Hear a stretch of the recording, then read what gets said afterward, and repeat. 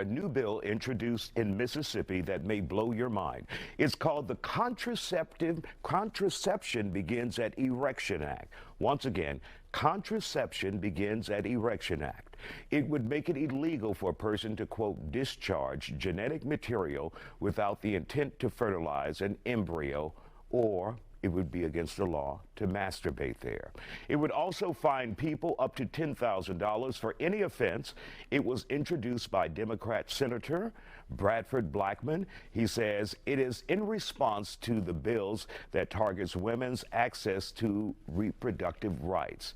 And it's unlikely to pass. Dr. Angela Jones is here to talk about it. So we know what he's doing Absolutely. here. A tit for tat. If you can do this to women, we can do this to men. Absolutely. And he's just making a point. He's just showing how the hypocrisy in Congress and all these acts, how it looks. And so if the men feel offended by this, imagine how we feel with everything that is going on out there. So I mean, when I read it, I chuckled and I thought it was hilarious because it's basically saying, hey, you can't, what does it say? Choke the chicken. Right. You can't do that. Now, you know, now say this did pass. I'm curious, like how would they monitor this? Exactly. Like how would they actually get to this to actually know how many times you actually did that? Right. ICE is doing everything else right now. Absolutely. Why not that?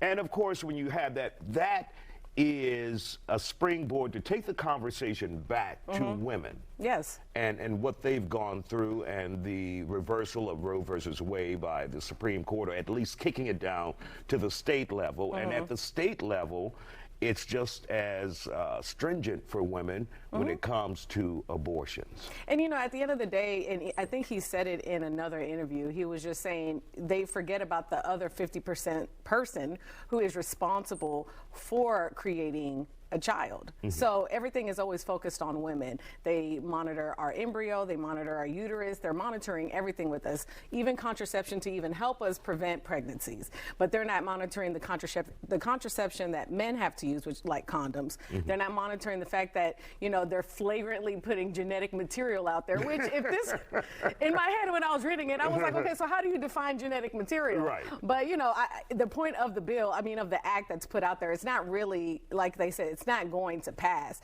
It's just to make a point. And I'm actually happy it's getting a little leeway in the news and people are talking about it on social media, because at the end of the day, what if something came out against men to do something like that? I can only imagine the uproar that would come out. Yeah.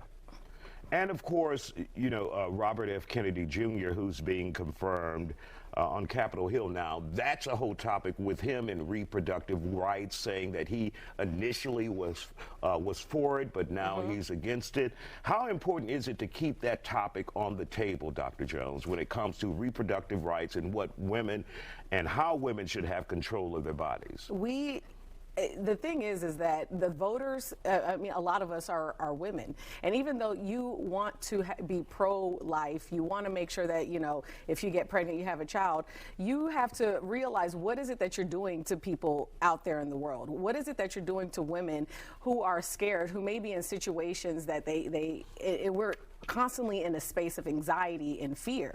We want to make sure that everyone in this country feels safe, but it's clear that the acts, the laws, the things that are passed right now do not care about our fear. They don't care about how we feel about ourselves. They don't care that you wake up in the middle of the night anxious because you're going to watch the news and then there's going to be something that's against only us.